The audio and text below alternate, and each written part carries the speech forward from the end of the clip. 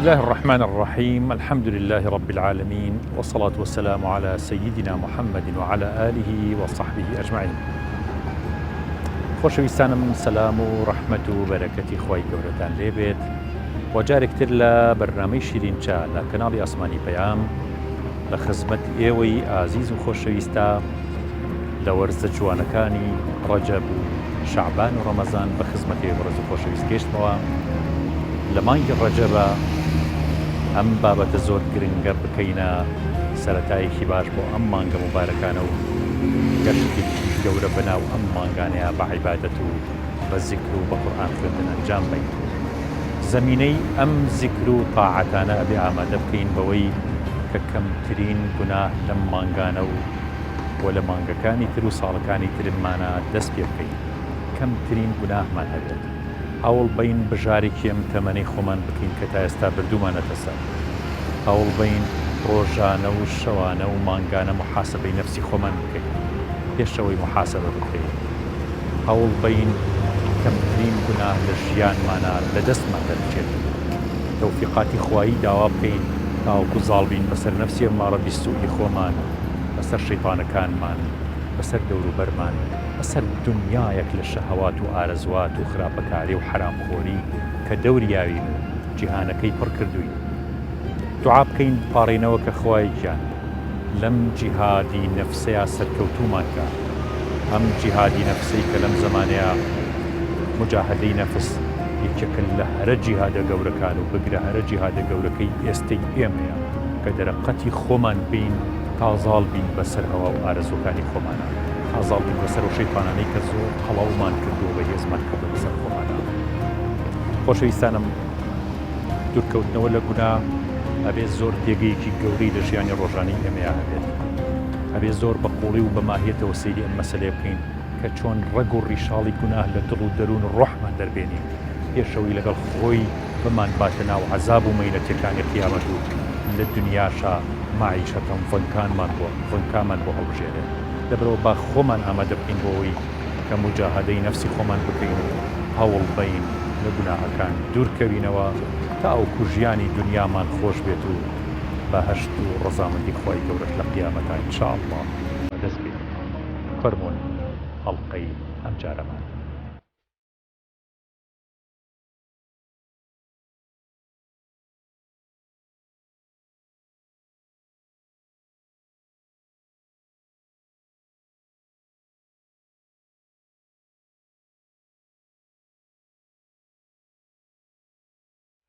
ماوسە بەهار، ئێمە چۆن لە گوناه تێبگەین؟ گوناه لای تۆ چییە؟ گوناه واتە ئینسانەکە ئەباتە حاڵەتێکی نائاساییە، واتە هەموو ئینسانی فیترەتی پاکە، بەڵام گوناهەکە وای لێ ئەکا وردە وردە ئەو ئینسانە بێتە ئینسانێکی نائاسایی وردە و دەبەرەوە تاوانی ئەبات، وردە وردە وای لێکا لە عیباتەکانی کاڵ بێتەوە، لە پەیوەندی نێوان خۆی و خۆی گەورە زۆر ساد ئەبێت، لە ژیانە لە کارەکانی هەمیشە کەسێکی شخص خواردووە بێ بەهۆی ئەوەی بەدەوام چۆن ئەڵی مۆتەکەیەک لە ژیانە بەدوایەوەتی ئەوش هۆکارەکە گوناهەکانێتی. گوناه وا لێکات چێژ لە عیبادەتەکانە نەبینیت، یعنی گوناه تەئسیرێکی زۆر زۆری هەیە لەسەر ئینسان. ئەو ئینسانانی کە بەردەوام لە گوناه دوورن، بەردەوام دڵخۆشن، بەردەوام گەشببینن، بەردەوام هەوڵی ئەوەیە پەیوەندی نێوان خۆیان و خۆی گەورە بەرەو باشی و بەرەو چاکی بەرن. واتە گوناه بە گشتی کاریگەریەکی زۆر زۆری هەیە لەسەر ئینسان. چنەخان جەنابتان کە باڵاپۆشن، یعنی ئەم باڵاپۆشیە ئیسراحەتێکی ڕۆحیاوە بە ئێوەیان وەکو بڵی ئەم حیجابەی ئێوە هەر کاتێکە لەبەریەکەن ڕەمزی دینداریە سە لە بازاڕا ڕووی خەڵکێکە دبینێ یەکسەر بیری نوێژ و عیبادەت و تاعەتێکەوێتەوە. ئایا چێژە لە حیجاب بینیوە؟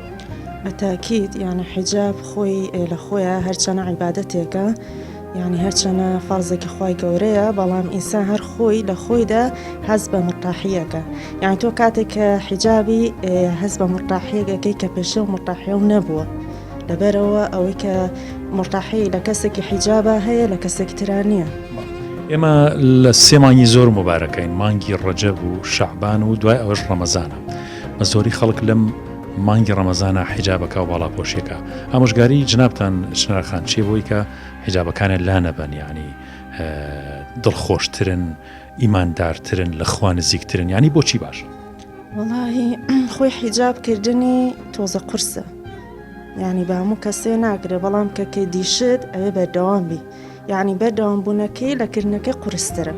یعنی هەموو کەس ناتوانێت نە ئەوە تا بیکە باسانی یان بەردەوام بێ لەسەری چونکە ئەتوانی تۆ هەموو کەس بێ بە حیجاب بەڵام ئەگەر لە دڵەوە نەبێ زوو لای ئەبە بەس ئەو حیجابی کە لە دڵەوە بێ لەبەر خوای گەورە بێ بە تێگەشتنەوە بێ ئەو کاتە بەردەوامیەکی زیاتری پێ ئەبەخشێ بەس تۆ نەک حیجاب هەر نوێژش هەر عیبادەتێکی تر کە تۆ لە دڵەوە نەو کرد بە تێگەشتنەوە نەو کرد ناتوانانی بەردەوام بی لەسەری ئەو کاتە لە جیاتی ئەوەی کە خێرە بۆ بنووسێ گوناحیشە بۆ ئەنووسێ بەلابرنەکەی شناخان جنابتان یعنی دەربارەی گوناهکردن ئینسان چۆن خۆی لە گوناه بپارێزێ گوناه چ قورساییەک بۆ دڵ و ماهیەتی ئینسان دروستەکات یعنی چ عەزیەتێکی ئینسانەیە گوناهکردن خۆی کردنی گوناحیش هەروەکو حیجابەکە وایە گوناح یعنی کردنەکەی ئاسانە بەڵام یعنی بە عەکسی حیجابەکەوەیە وازهێنانی زۆر قورسە یعنی ئەبێت تۆ لە سەرەتاوە پێش ئەوەی کە فێری گوناحەکە ببی نەیکیت دواتر کە فێری بووی یعنی زۆر قورسە وازهێنانەکەی لەبەرەوە بێ لە سەرەتاوە ئاگاداری خۆت بی ئەو گوناحە نەکەیت وە لەوانەیە گوناحەکە وردەوردە بەرەو تاوان دبەرێ ئێستا هەموو تاوانێک لە سەرەتا گوناحێکی بچووک بووە بەڵام وردەوردە سیرەکەی ئەو گوناها هەر کۆبۆتەوە لە دڵی ئینسانەکەیە بۆ بە تاوان یعنی وردەوردە دڵی ئەو ئینسانە ڕەژە بێت هاوای لێت مۆری لێ ئەدرە ئەڵە ختم الله على قلوبهم وعلى سمعهم وعلى أبصارهم غشاوة یعنی دڵ و گوێەکانیان و زمان و دڵ و گوێەکانیان داپۆشراوە بە گوناح ختمێکی لێ ئەدرێ ئەو ختمە وا بە ئاسانی لا ناچێت لەبەرەوە بێ لە سەرەتاوە تۆ ئاگاداری خۆت بی کە نەکەیتەوە ناو گوناحەکەەوە بۆ ئەوەی کە خۆمان لە گوناه بپارێزین پێویستە بەردەوام بە دوای شتی باشەوە بین یان خۆمان دوورخینەوە لە شتە بێسوودەکان شتە بێکەڵەکان کە لەم ڕۆژگاریە زۆرە بە تایبەتی لە بواری تەکنەلۆژیە کە هەمیشە ئێمە کاتەکانی خۆمان بەوانە بەسەر ئەبین ئەمانە وامان لێکە کە دڵمان زیاتر مردوو بێ وامان لێکە کە یعنی ئەگەر کاتیمان زۆر بە فیڕۆ بدەین ڕێگەمان بۆ ئاسان ناکا بۆی بە دوای شتە باشەکانەوە بڕۆین بۆی بە دوای ئەوانەوە بڕۆین کە سوودمان پێ ئەگەێنێ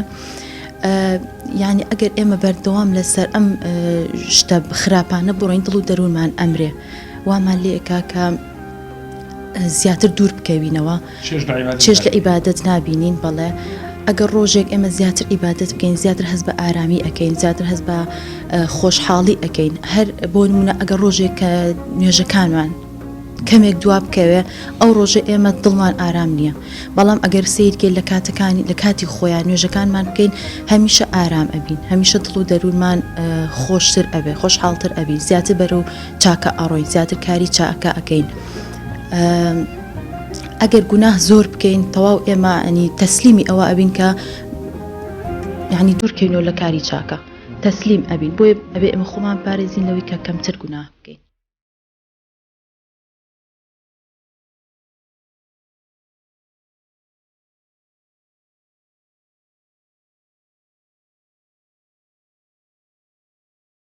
بسم الله الرحمن الرحيم الحمد لله والصلاة والسلام على خير خلق الله محمد وآله ومن والاه دیارە ئێمە لەم بەرنامەیە باسی کارێکەکەین کە بەو هۆکارەوە خی پەروەردگار ئادەم و حەوای لە باشتا دەرکردو و هەر بەو هۆکارەوە خی پەروەردگار سەرزەوی بە باران غەرق کردو و هەر بۆ هۆکارەوە خی پەروەردگار قەومێکی لەناو بردووە بەبا هەر بەبا لە ناوی بردوونە بەهۆی ئەم کارەوە قەومێکی لەناو بردووە بەهۆی هەر بەم هۆکارەوە بە هەورە بروسکە و قەومێکی لەناو بردو خی پەروەردگار بەوەی کە ئاگر باریوە یعنی تەماشاکە قەومی شوعەیب عەلەیهی سەلام هەورێک هاتووە چاوەڕی باران بوونە ئاگر باریوە هەر بەهۆی ئەم کارەوە خی پەروەردگار جل جلاله بني إسرائيل و لەگەڵ فرعونە بەشێکیانی غەرق کرد لە ئاوە بۆیە بەڕاستی ئێمە لە باسوخواسێکی زۆر گرنگتین کە ئیش تاوانە هەموو ئەمانە خوای تەعالا لە ناوی بردن و ئادەمی ئاوارەی دنیا کرد لە باشتەوە هۆی تاوانەوە بوو. فەئەهلەکناهم بذنوبهم. خوای تەعالا لە باسی ئەو گەلانەیە، لە باسی ئەو قەومانەیە ئەفەرمێ فەئەهلەکناهم بذنوبهم. بذنوبهم هیچی تر نییە. تەسەوور کە خوای تەعالا لە باسی قەومی عاد و قەومی ثەمود و قەومی شوعەیب و قەومی لووط خوای تەعالا بە گوندەکە و بەرزی کردەوە، حتا مەلائکەت گوێی لە وەڕینی سەگەکانیان بوو. فجعل عاليها سافلها، ڕێک ژێڕوبانی کرد. لە دوای خوای تەعالا فەرمێ فەئەهلەکناهم بذنوبهم، بەهۆی تاوانەوە، بۆ شتی ترەوە بووە. بۆی بەڕاستی ئێمە باسی کارێکی زۆر خەتەرەکەین، باسێکی کارێکی ئەوەندە خەتەرناکەکەین بێجگەلەوە دڵ ئەمرێنێ سەر ئەرزیش خاپورەکات، چونکە لە ڕابردوودا خاپوری کردووە. ئەو تاوانانەی مامۆستای بەڕێز ئەمڕۆ ئەنجام مەدرێن، باوەڕ بفەرموو لە سەردەمی لووتیش ئەنجام نەدراوە، لە سەردەمی شوعەیب و عادیش ئەنجام نەدراوە،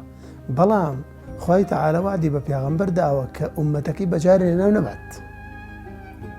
ئومەتەکەی بەهۆی تاوانەوە قڕتێ نەخات. ئەگەرنا ئەو تاوانانە هەمووشت بەردەوامە، لیواتە بووە هەیە، سیحاق بووە هەیە، ئەموو ڕیبا هەر هەیە، گاڵتەکردنی بچووک بە گەورە، بێڕەحمی گەورە بە بچووک، ئەمانە هەمووی. بۆیە بەڕاستی ئێمە لە باسێکی زۆر خەتەرین. خوای تەعالا ئەوەندەی بەسەکە فەرمووی فەئەهلەکناهم بذنوبهم.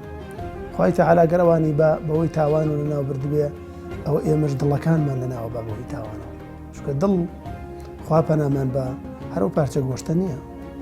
دڵ هەیە بەهۆی تاوانەوە کەالحیجارەتی وەشەد قەسو. دڵ هەیە نەگەشتۆتەوە ئاستە ختم الله على قلوبهم. دڵ هەیە لەهم قلوب لا يفقهون بها. ئەمە هەمووی بەهۆی تاوانەوە،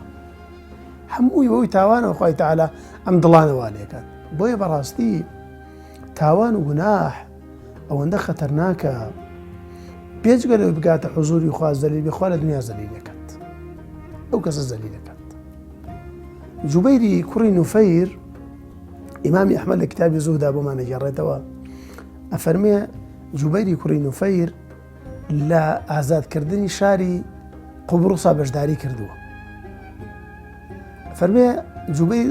ئەفەرمێ کاتێک کە بەشداریمان کرد و شاری قوبڕوسمان ڕزگار کرد، خەڵکی قوبڕوس گشتیان ئەگریان، وڵاتیان لێ تێکچوو بوو، دەسەڵاتیان ڕووخا بوو، باوشیانە کرد بە یەکاو ئەگریان. ئەڵێ منیش چوون تەماشام کرد، ئەبوو دەڕدا کە هاوڵی پێغەمبەر بوو لەگەڵ ئەو زاتە موبارەکەیە بۆ ئێستا لە ناومانایە.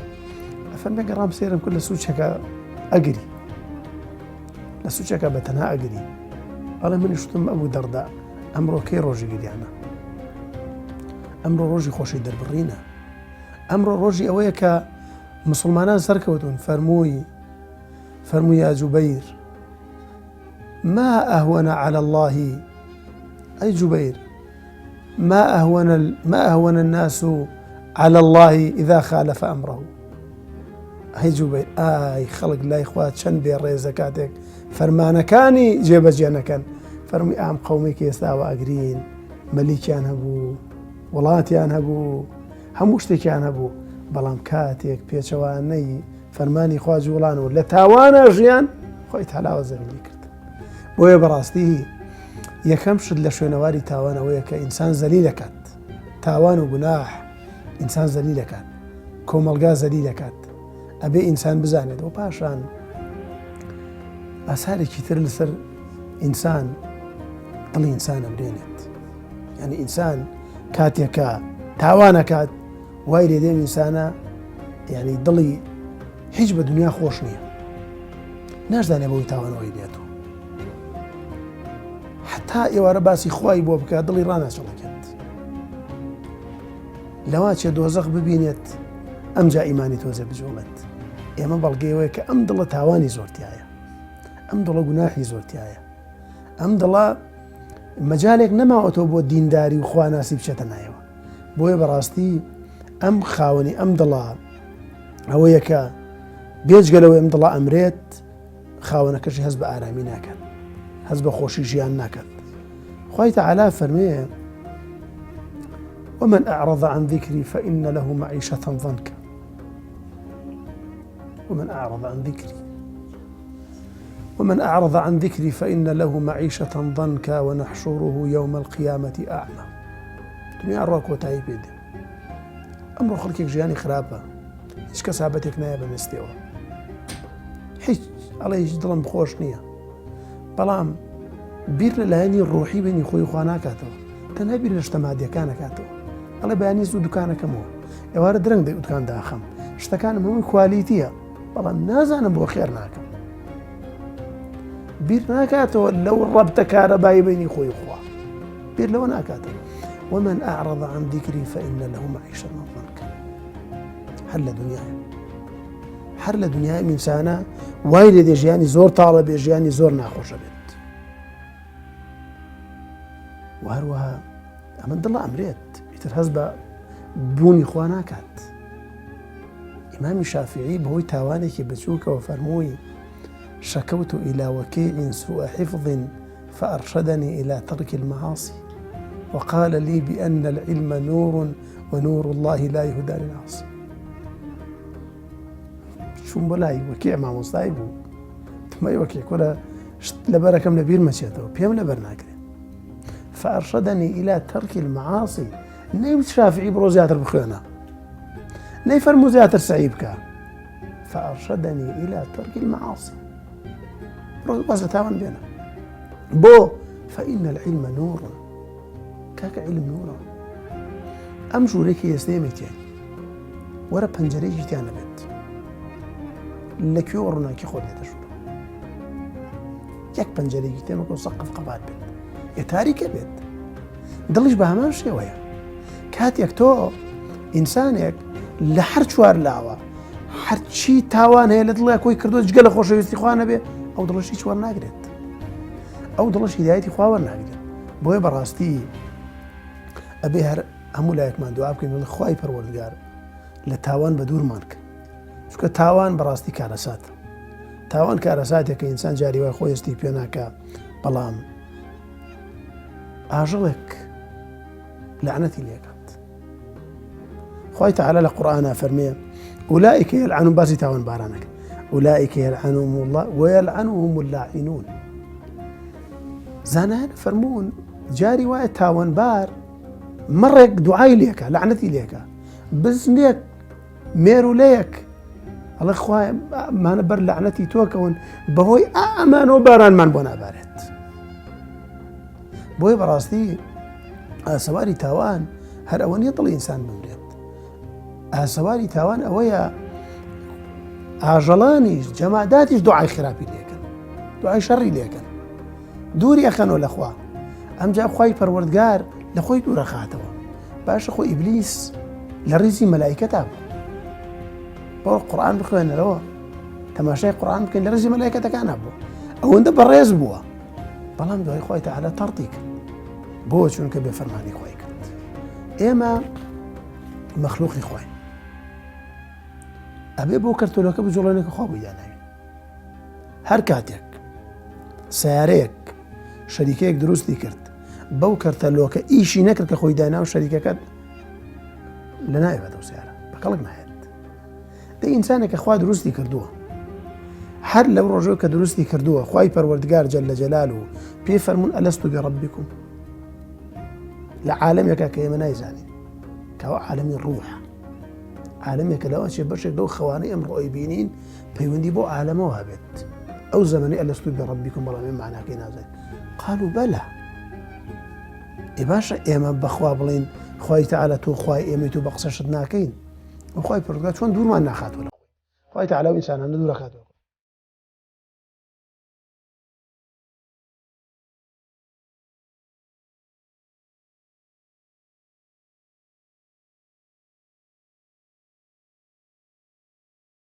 کە خالیگیان لەگەڵ مەڕووماڵاتە ژیانکردن لەگەڵیا ئینسان تووشی گوناهباریە کات، یعنی ئینسان چۆن خزمەتی مەڕووماڵات بکە باشە؟ وەی حیوانە گەر بەخێویکەی نە ئەبێ برسیکەی، نە ئەبێ تونیکەی، نابێ عەزێتی بەی، شوێنی پاک بێت تا ڕادەیەک تا بە گوێری ئیمکانات ئیتە حتا بتوانین نێڵی برسیوتیلی بێ عزێتشی نەدەی ئیتە گوناعبار نابێت. ژیان لەگەڵ مەڕوومەڵاتە بە تایبەتی لە لادیا لە شاخودا خۆوانەیە خۆشە خراپ نییە ئەگات لە دەسەڵات و توانات تا بێ خراپ نییە مەخسەمەوێ بە تەنیا ناکرێبێت دوو سێ کەس بی ئەینا مەسروف وشتی کەم بێت خۆشترە و باشتریشە. بەس ئینسان کاتێک لەگەڵ مەڕوومەڵات ئاژی لە شاخوداخە کەمتر تووشی گونا هەبێ و زۆرتر ئەگەر بۆی بکرێت زیکری خوا و یادی خۆی زۆرەکەوێتەوە وایە ئەوە 100% ئەوەی کە موسڵمان بێ ئێمە لەگەڵ موسڵمانە ئەو شتانە زۆر زۆر چاکە ئەگەر موسڵمان بێ نە ئێڵێ عەزێتی بێ نە ئێڵێ برسی بێ نە ئێڵێ تونی بێ ئەجا خەیاڵیشیان لای حیوان و ئاژەڵەکەیەتی و ئەگەر زکر و شتەکەشی بکە ئەوە زۆر زۆر چاکترە لە گوناحش بە دوورە بێ. نوێشکردن لە شاخێکا کە کەسێک شوانە چێژی زۆرە یان یعنی خۆشە هەتا بڵێ کێژی زۆرە هەتا بڵێ خۆشە لەبەرێ خوانە بێ کەس ناوبینی تۆ بەرامبەر خوا ئەوەسی لە بەبلای ئەو ئاژەڵەوەکەوە گۆشتێکی خاو ئەبێ بە خێویکەی بڵە بۆ مەسلحەتی خۆتە بەڵام بەخێوکردنەکەشی ئەساس. جارەوە هەیە مەچینم مەجلیسێک ینی سەدان دانیشتێت تۆ لەگەڵ کۆمەڵی خوشکا لەگەڵ کۆمەڵ ڕەفیقی خۆتە چۆن ئینسان هەوڵبات ئەو مەجلیسە بڵین قسەی خراپی تیانە بێ غیبەتی تیانە بێ یان بوختانی تیانە بێ یان قسەیەکی تیانە بێت کە خوا پێی ناخۆشە لەو مەجلیسا بکرێت چی بڵین باشی سە تۆ ئەگەر کۆمەڵی خوشکاوە دانیشتن کۆمەڵی موسڵمان دانیشتن یا کۆمەڵی خزم کە بە یەکۆ دانیشت جارەوە خزمەکان زۆر نزیکیەکەن ئالوودابن بە غیبەتکردن چی بکەی باش؟ پێویستە ئێمە هەموو کات قیامەتمان لەبیر بێت ئەگەر ئینسان بیری مردنی هەبێت بیری ئەوەی هەبێ خوای گەورە لە خۆی ڕازیکە و دینی ئیسلام لە خۆیان جێبەجێکە هەوڵی ئەوەیە لەو شتانە دوورکرێتەوە کە خوای گەورە قەدەغی کردووە بۆ نمونە گوناه یەکێکە لەوانەی کە تو بەهۆی چەند شتێکە و تووشی گوناه هەبی خۆ گوناه هەر ئەوە نییە بە چاو بیکەیت و بەدەست ئەنجامی بێ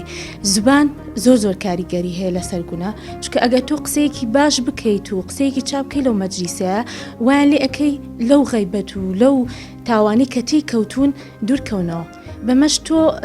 نەگوناه نەگەیشتۆ بەڵکو و چاکەشت دەست ئەەکەێت عیبادەت تێ بکەین زیاترەوەمان لێکە کە لە گوناه دوور بینیان گوناهمان لێ ببێزرێت. وڵی عیبادەت یعنی زۆرە بەڵام تۆ ئەبێ عیبادەتەکە لە دڵەوە بیکەیت عیبادەتەکە ئەبێ بە تێگەیشتنەوە بیکی یعنی تۆ ئەگەی بتێ هەر عیبادەتێکی سێزارەکی بکەی ئەوە ناتپارێزێ لە گوناه یعنی تۆ کاتێک کە نوێژ ئەکەی ئەبێ بە خشوعەوە بیکەی ئەگە خشوعی تیا نەبوو دڵنیا بە ئەو نوێژە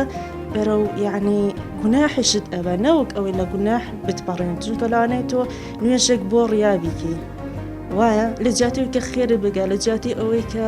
یعنی ئەو نێژەوە و لێبکە کە گوناح نەکەی یعنی تاوانی پێکردووی کاڕیایە. مناجات و دوعاکردن لە خزمەت خوایە هەستە کردووە بەرەکەت لی دەستکەوتو هەستە کردووە دوعاکانە گیرابووە هەستە کردووە لە خوا نزیکی و دڵە خۆش بێ بە دوعا بەتاکید یعنی مناجات دوعاکردن یعنی بێجگەلەوەی کە تۆ خێرەکە بۆ ئەنووسرێ یعنی خۆل لە خۆتە هەز بە مرتاحیەکەی یعنی مناجات دوعاکردن هەر چەنە خێریشە بەڵام ئەو کەسە لەوانێ سوودی دنیایشی بەرکێ لەوانێت تۆ بەهۆی ئەو دوعاە لەوانێت تۆ بەهۆی ئەوەی کە گوناحێت کردو دوای ئەوە دوعاکەی لە خۆ ئەپارڕێتەوە خوای گیان لێم خۆش بە سێرکە خێریش بۆ ئەنووسێ خۆی گەورەش لێت خۆشە بێت و خۆشت یعنی لە ناخی خۆتەوە هەز بە مرتاحیەکەی بۆی کە ینی چاکە جۆری زۆرە ینی فەرع و فروعی زۆر زۆرە تووشی مەلەل نەبین تووشیەوە نەبین کە یەک جۆر چاکە بێتاقەتمان کە هەر خەریکیەوە بین سە بۆ نمونە هەر تۆ هەر شتێک بەردەوام هەر ئەوە بێت بۆیە عیبادەتەکان جۆرا جۆرن سیکرەکان جۆرا جۆرن قورئان خوێندن پرۆژەی خێری یعنی ئینسان تۆ چتە دەرەوە چیتە شوێنێک تەنانە بەردێ لەسەر ڕێگایەکە لابیت دەستی مناڵێکە گری ڕێ پیشانی کەسێکی لە جادێکاڵەوە فلان شوێن لەکوێیە تۆ پیشان کە لە دڵتە هەبووە مەکتۆک و خێری ئەنجامیە ڕۆژانەی ئینسان سەبەتەکەی خۆی پڕەکە لە خێری زۆر زۆر گەورە پرۆژە خێریەکان ڕێی تۆ چی و چی نێمە خەریکی بن بە تایبەتی گەنجانی وەکو جنابتان بەڵێ وەڵاهی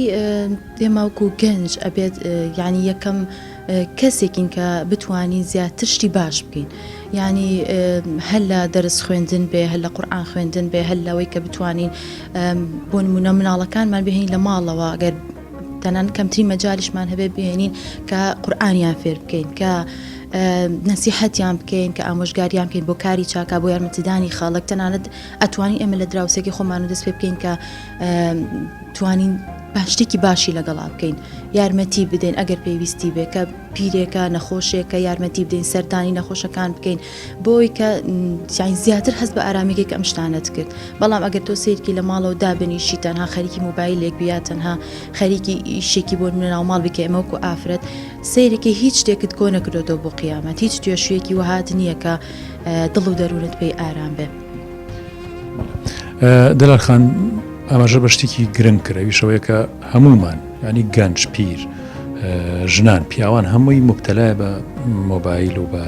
تۆڕە کۆمەڵایەتیەکان و بەم بابەتانە کە تا حدێکی زۆر ئێمە ینی تەسلیمیە بین چۆن ئیسە تۆک و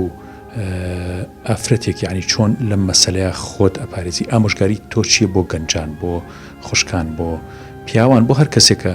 زۆر ئالوودەی ئەم تۆڕە کۆمەڵایەتیانە وڵی هەتا ئەتوانن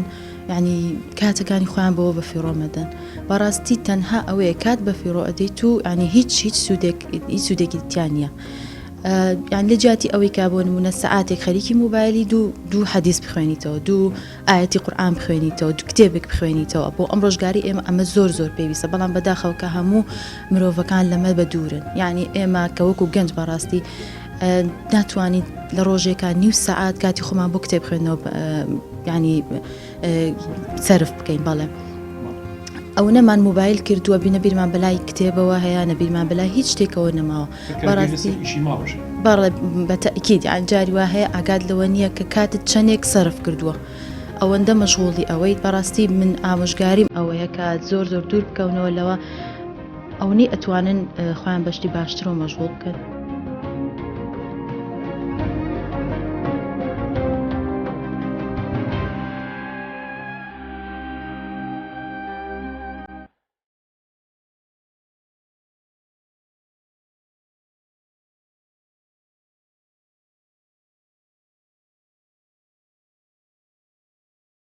ئینسان مامۆسای بەڕێز بەهۆی تاوانەوە هەم لە هەندێ عیبادەت مەحرومە بێت هەم لەزەتی عیبادەت لەدەستدات یعنی جاری وای ئینسانێک نوێژێکی چێشتەنگاوی پێ ناکرێت شەو نوێژی پێ ناکرێت سەعاتە نێتەوە هەڵناسێ هەڵیەسێنن هەڵناسێ لەناو جەماعەتێکا بێ ئاوە لە زەوێجێکەوە سەر دەرەکە هەمویان نوێژەکە ناتوانێ هەڵسێ ئێمە خۆ هۆکاری ئەوە نییە خەبەری نەبووەتەوە ئەمە دڵی خەبەری نەبووەتەوە ئەم دڵە تاوانی تایە ئەم دڵ گوناحی تایە ئەم دڵە ڕەبتی تەواوی بەخواوە نیە جەل لە جەلالوه ئەم دڵە کارەبای پاشی بۆ نایە لە دینداری خواناسیەوە بۆیە بەڕاستی ئینسانە وایە بۆیە ئیمامی فوضەیلی کوڕی عیاض ڕەزا و ڕەحمەتی خوای لێ بێ فەرمووی هەر کاتێک حەزت لە شەو نوێژ بوو خەبەرت نەبووە حەزت لە ڕۆژووی سنت بوو نەتوانی بگری فەعلم ئەنەکە مەحروم بخەتیئەتیک ئەوە تۆ بەهۆی تاوانێکەوە مەحروم بووی لەم عیبادەتە لەم پەرستشە یعنی تۆ تەسەوور کە مامۆسای بەڕێز ئینسانی وایە عیبادەتەکە هیچ تامێک لە عیبادەتەکەشی بۆی تاوانەوە یعنی ناکەی ئینسان کاکە لەگەڵ ڕەفیقی یا قسە بکە تام و لەزەتی لێ بکە بەڵام لەگەڵ خوایە مناجات کە تامی لێ نەکات ناکرێ یعنی ئینسان وا مەحرومەکە گوناح و تاوان تااقەتی نییە بە تەنها دوو دەقە لەگەڵ خوایە بدوێت دوو دەقە بڕاتە کەشێکی ئارام کەشێکی هێمن مناجات بکە لەگەڵ خوایە باسی حاڵی خۆی بکات یعنی ئەمان لەمانە دوورە لە حاڵەتی ڕۆحی زۆر بە دوورە بێت بۆیم بەهۆی تاوانەوەی خوا پەنامە پاشان گوناح و تاوان وا لە ئینسانەکە کە ئەم ئینسانە دڵی بە شێوازێک ئەمرێت هیچ ڕەحمێکی تیانە هیچ ڕەحم و بەزەیەکی تیانە ئەو کەسانی کە لە خوا ترسن ڕەحم بە عەبدی خوای شەکەن ئەو کەسانی کە لە خوا ناترسن ڕەحم بە عەبدی خوا ناکەن ئیلا قەلیلە ئیلا مەگەر ئینسانێکی دیکە دێت ئەو زاڵمانەی لە مێژوودا ناوێت تۆمار کراوە و کەسانە بوونەکە لە ڕەحمی خوا بە دوور بوون فێرعون کە خوا غەرقی کرد یەکێک لە تاوانەکانی ئەوە بوو بڕیاریدا مناڵ کە لە دایکە بێن مناڵە بە باوش دایکەوە وا هێشتا ناوکەکەی نەبراوە ئەی کوژێت یخوا غەرقی کرد بۆ ئەم ئینسانە ئەوەندە دڵی مردە بوو نا ئەوە عیبادەت واز لێ بێنە ناستی بەوا کرد تاوان تاوانە ئەخر مشکلە ئەوەیە خەڵکێک ئەوەندە تاوانی کردو تاوان بە تاوان نازانێت تاوان ئەمە بۆی تاوان زۆری وای دێت تاوان و گوناه هەموو موسای بەڕێز وەکو تەسبیح وایە ئەگەر بچڕا ئاگات لێ نەبێ هەر هەمووی دێتەوە بیگریت لە جێگایەکدا بیگری وای بەس ئەگەر نەیگریت لەو سەرەوە پەتەکە بەدەستەوەیە و یەک دانە موروتیان نەماوە تاوانکردنی شاوای گوناحکردنی شاوای بۆیە بەڕاستی ئەمە گوناحە کە عەبدوڵای کوڕی مبارەک ڕەزا و ڕەحمەتی خوای لێ بێ ئەفەرمێ ڕەئەیت الذنوب تمیت القلوب ئەو گوناح و تاوانم بینی دڵەکانیان بەرامدە بوو ئەو دڵە ئەمرێت ئینسانی وایە لە دنیادا هەڵە سوڕێ و کار و کەسابەتەکە بەڵام دڵی مردووە یعنی دڵی بە شێوازێک مردووە کە هیچ هەست بە هیچ ناکات نەهەست بە ئارامیەکەت نەهەست بە بوونەی خۆیەکات نەهەست بە جوانی خۆیەکات نەهەست بە ژیانەکات هەست بەوە ناکە باشە من مەخلوقێکم وەکو مەخلوقەکانی خوای تەعالا وەکو مەخلوقێکی تر خوای تەعالا منی بەم شێوازە دروست کردووە هەموو مەخلوقاتەکانی زۆر بە جوانی دروست کردووە بە تایبەتی ئینسان بەم شێوە جوانە دروستی کردووە خۆرێک لەو ڕۆژەوەی کەون دروست بووە تا ئێستا یەک دەقیقا لە فەرمانی خوا لای نەداوە بەیانی دێت تا ئێوارە ئیشی خۆیەکە و تەواو مانگ دێ ئیشی خۆیەکە و تەواو ئەمی ئینسانە کە خوای تەعالا دروستی کردووە في ئەحسەنی تەقویم کە خوای تەعالا سوێن نەخوات فەرمی وەتینی وەزەیتون سوێن بە تین و بەزەیتون وەطوری سینین بەو شاخە جوانە سەوزە وهذا البلد الأمين جا بلد الأمين يعني وتا مكة ومدينة يعني وتا همون كونة چونکە بلد الأمينيش ئێستا ئەمین نییە بۆ هەندێک مسلمان یان بەبەستی کەونە ئەوەندە ئەمینە خوای تەعالا وای دروست کردووە شاخەکان وایان ڕاگردووە ئەرز ئەم دوو ناکات ئەستێرە بەرنابێتەوە مانگ بەرنابێتەوە خۆر بەرنابێتەوە خۆر نزم نابێتەوە ئەمینە ئەمانەتە لە دوای ئەمانە فەرمەیە وهذا البلد الأمين لقد خلقنا الإنسان في أحسن تقويم بجوانترین شێوە ئینسانمان دروست کردووە یعنی تۆ تەسەوور کە خوای تەعالا هەر لە مێشکە ئەو دەماغی ئینسان کەش لە ئاوێکی بە دەوریا داناوە بۆ هیچ تاسیری تێ نەکات ئەم چاوە کە خوای پەروەردگار دایناوە دەمارێکی تیا دەماری فرمێسکە بگیرێ بێت چی دکتۆرێ بگەڕێ بەریدات بەس ئەوەندە خوای تەعالا جسمی ئینسانی وا دروست کردووە لوت لەگەڵ خۆتا گەورا بێت گوێ لەگەڵ خۆتا گەورا بێت چاو لەگەڵ خۆتا گەورا بێت بێنە پێش چاوی خۆت جسم گەورا بێ قاچ گەورە نابێت قاچ گەورا بێ بەس دەست گەورە نابێت نە دەست گەورا بێت قاچش گەورا بە سەر گەورە نابێت یعنی تەسەوور کە خوای تەعالا لە ئەحسەن تەقویم ئینسانی دروست کردووە بەڵام ئەم ئینسانە لەگەڵ ئەوەشدا مخالفەی خوا کرد لەگەڵ ئەوەشدا بێفەرمانی خوا کرد لەگەڵ ئەوەشدا ئەم ئینسانە تاوان یانی بە ئاسانترین شێوە تەماشاکە کە ئەو کەسانەی بەڕاستی تەماشای تاوان ئەکەن کە بچووکە یان گەورەیە ئەوە کارێکی زۆر هەڵەیە بڵێ تاوانێکی بچووکە خەی ناکە بەس ئەو تاوانێکی گەورە نە تۆ لە تاوانە لە هەردووکیانە چیت کردووە مخالفەی خوات کردووە جا گەورە بیان بچوو تۆ مخالفەت کردووە کاتێک کە وەلیلای المەثەل الأعلا مرۆر ئەڵێ تۆ لە سەدە بێ بڕۆیت لە 110 بڕۆی هەر مخالفی لە 200 بڕۆی هەر مخالفی 200ەکە تاوانە گەورەکەیە 110ەکە تاوانە هەرکوێر مخالفەیانە هەرکوێر مخالفەیە بۆی ئینسانە بێ بزانێت مخالفەی کێ ئەکات نەک تاوانەکە چییە ئەوە بەڕاستی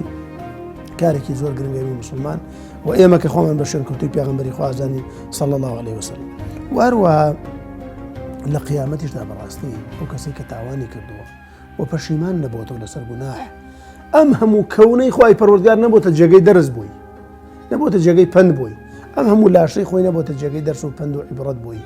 ئەو کاتە ئاسەواری تاوان ئەم ئینسانە خاتە دۆزەخ و خوا پەنامەندە بەلا من کەسەبە سەیئەة وأحاطت به خطيئة فأولئك أصحاب النار ئەمانە بەڕاستی ئەمجا بێجگە لەوەی کە ئەم ئینسانە جاری وایە بەهۆی تاوانی خۆی لە دۆزەخ ئاسووتێت بەڵام خەڵکێکی تر بەهۆی کار و کردەوەی ئەمەوە لە تاوانە ئاژین بیەوەی خۆی بزانێت ئینسانە بێەوەی خۆی بزانێت یعنی سزای تاوانی خەڵکەدا ئێستا پێغەمبەری خوا فەرمێ هەتا قیامەت هەر کەسێک بکوژێ تاوانی بۆ ئەو کەس بۆ قابلە کە براکەی خۆشت من سن في الإسلام سنة سيئة كان عليه وزرها ووزر من عمل بها ئەمە کارە زادە کەسێکی فێر تاوانێ کرد بەڵام خۆی مردووە ڕۆژتە ئەوە بەردەوام چۆن سەدەقەی جاریە هەیە سەیئەی جاریەش هەیە ئەمە ئینسان وریا بێ کاکە یعنی وەڵڵاهی مامۆسای بەڕێز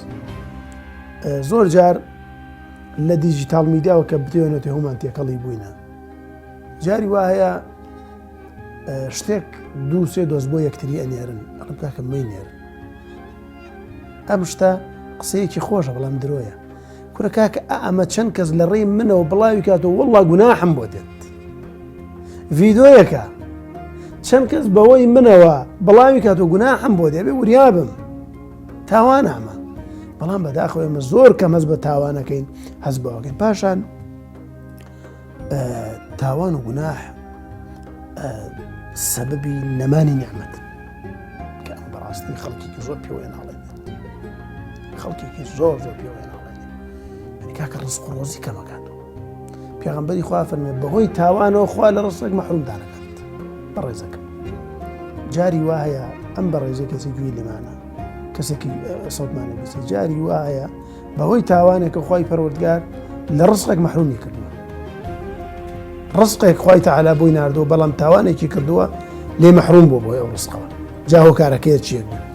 خوای تەعالا لە قورئانە فەرمێ وضرب الله مثلا قرية كانت آمنة مطمئنة باسی گوندێکمان بۆ خەڵکێکی لە خۆشیە ژەران يأتيها رزقها رغدا من كل مكان بازرگانی لەم لاوە بۆ ئێهات لەولاوە بازرگانی بۆ هات بەر و بوومی دارەکان بەڵام فكفرت بأنعم الله ئەمە کوفرانەیان کرد تاوانیان کرد بۆ نیعمەتی خوا بۆ ناردوون فأذاقها الله لباس الجوع لەو تێریەوە گەڕانەوە بۆچی خوای تەعالا لیباسی جل و بەرگی برسێتی کرد بە بەریانە والخەوف بما كانوا يصنعون بۆی کە ئەنجامیان داوە بەو تاوانەوە کە ئەنجامیان داوە بۆ ئیمامی شافعی فەرموویەتی إذا كنت في نعمة فرعها ئەگەر تۆ لە نیعمەتێکای خوای تەعالا نیعمەتێکی پێداوی شتێکی باشی پێداوی بیپارێزە فإن المعاصي تزيل النعم چونکە بەڕاستی گوناح نیعمەت لەناوە بات بۆ خوا فەرموویەتی لئن شەکەرتم لأزيدنكم ولئن كفرتم هەر نیعمەتەکە ناڕوا عذابەکە جا عذابەکان دەجار نەمانی نیعمەتەکەیە فإن عذابي لشديد هەندێک جار نەمانی نیعمەتەکە عذابە هەندێک جار عذابی تریش بەدوای دێت خوای گەورە پەنام بۆیە بەڕاستی تاوان و گوناح هەم لە دنیادا شوێنەواری زۆر خراپیان هەیە و هەم لە قیامەتیشدا پێغەمبەری خوا دای بەلای دوو قەبردا فەرمووی وإنهما ليعذبان وما يعذبان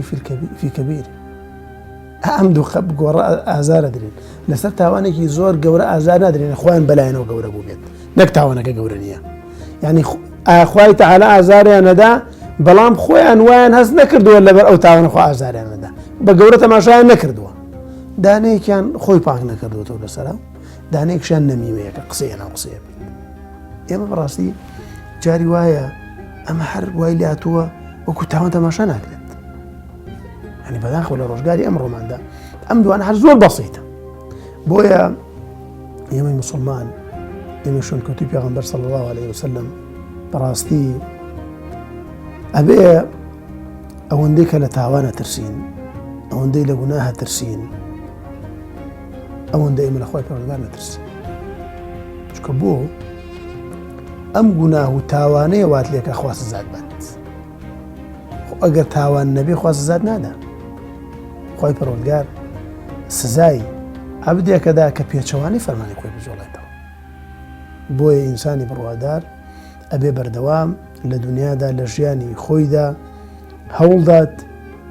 نهێنیەکان و ئاشکراکانی وەکو یەکوا بن لە تاوانە. یعنی کاتێک خۆی پەروەردگار بەدا تاشۆیەک نهێنەکانی خستە سەر شاشەیەک ئەم ئینسانە شەرم نەکات